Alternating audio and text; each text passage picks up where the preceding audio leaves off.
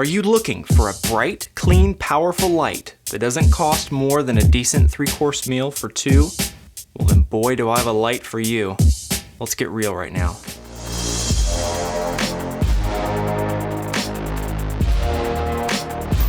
This is probably the best item I've spent money on a lumen to dollar ratio in the past year.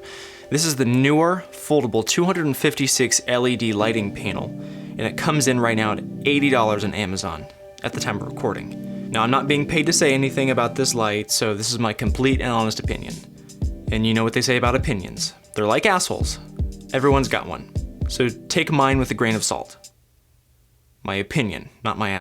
The light comes packaged in a smallish bag and is pretty light and easy to transport. Inside the bag, you'll find the light itself rolled up, the frame for the light, and the diffuser sheet, as well as the 2-piece cord and a remote. Also, this thing, I guess, is a handle with a 1/4-inch thread on top. So I guess use it however you want to. You can Hollywood it if you want. But the frame itself has a 1/4-inch thread on the bottom, so you can just attach a little. But I'll just use the 1/4-inch thread mount on the bottom to mount it to a light pole. So let's take a look at the light itself. Unlike other similar flex lights, this panel doesn't actually stay positioned after you form it. There's no metal wires inside to keep its position. But if you want to form it, you can tape it to whatever surface you need it to form to. I'm actually really excited to use this light in some interesting places where I wouldn't be able to use a bigger light. The included metal frame fits together with these pegs and allows you to attach the light via Velcro along the edge. Same with the diffusion, just to the opposite side of the frame. Now, while this diffusion does help some, I would almost always opt to either diffuse the light further with a second diffuser or bounce it off a wall. Maybe thinking, is this light bright enough to like booklight a subject?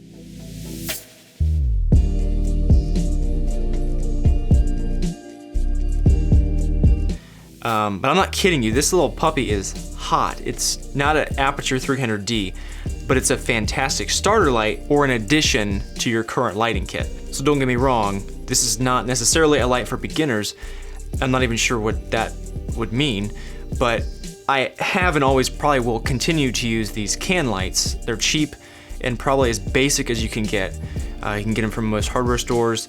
They're just a couple dollars and you can find a good, nice, clean LED bulb, put it in there, and you're set.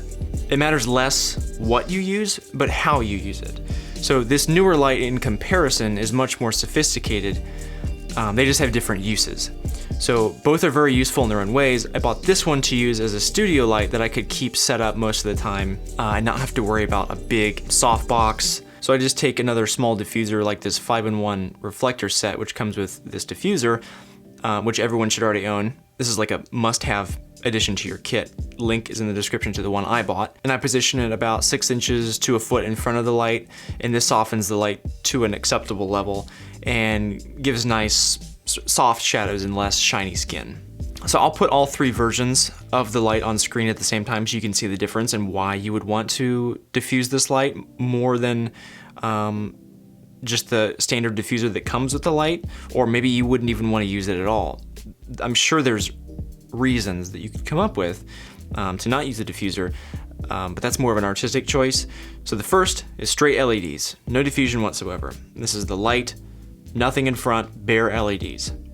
The second is with only the square diffuser the light came with. And the third is with my additional diffusion plus the previous diffusion from the small diffuser. So it's definitely a major difference, but that's really the only thing you guys will have to worry about with this light. Overall, there aren't any issues I have noticed other than the brightness adjustments are in increments of 10%. So it's off 10% and then up to 100. So essentially there's 10 levels, which can be a little difficult if you need to make slight adjustments. Other than that, the remote is easy to use. It lets you connect more than one light. So if you buy more or already have some, you can control all of them with the same remote. I don't have any more, so I can't attest to that feature, but it sounds really cool. Plus, if you buy another light, then you have multiple remotes in case you break one or lose one. But lastly, I want to mention that originally I had my eye on the 1x2 panel. This is the 1x1. I figured the brighter the light, the better, and I like the idea of having a taller light if I needed it for a special application. But when I went to purchase the light, the 1x2 was out of stock and then eventually disappeared from Amazon completely. So, which is about the same time this one went on sale, and I said, what the heck? I don't regret that decision at all. This is a great light for the price and the size. It's bright and clean, very similar to my 120D, and I wouldn't have a problem using it alongside higher end lights of any kind. Compared to buying a light that has the ability to change color temperature, unless you are spending a lot of money on a bicolor light, you will almost always find the lights with adjustable color temperatures are not as powerful because they basically use separate LEDs for each color, daylight and tungsten, and when you have it on either end of that range, the output is essentially half, since only half the lights can be on for that color. So if you need to adjust the color temperature, I would suggest getting colored gels to throw up in front of your light to get the color you're looking for without losing much output.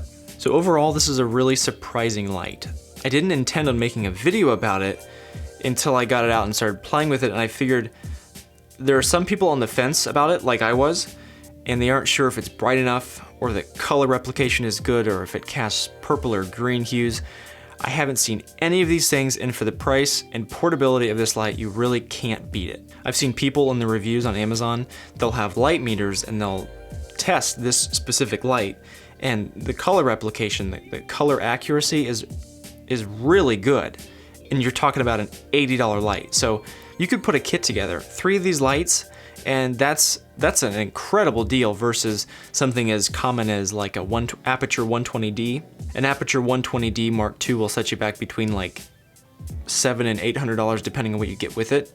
So for $80 you can get a nice key light, and you can use bounce cards as the fill if you're doing an interview, that is. And like I said, can lights you can use. That's what I've used a lot of times, still do, as a hair light, a backlight to separate the subject from the background.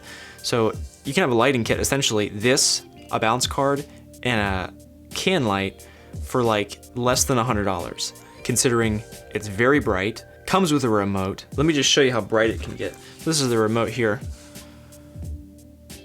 I have to do the same thing all YouTubers do and show the remote up close. Let the autofocus.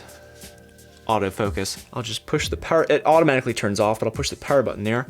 Comes right on, and then you have a switch for on off. 40% right now. I'll bring it all the way down, off. Back up to 10, 20, 30, 40, 50, 60, 70, 80, 90, and 100%. As you can see, it's pretty bright, and it's shooting through 2 different diffusions. So what lights are you guys currently using? I'm interested to find out. If you've got a favorite light, let me know down in the comments and what sort of stuff you use it for. That's it for this video. If you found this helpful, hit that like button to let me know, and consider subscribing so you don't miss the next one. Thanks for watching. It's been real.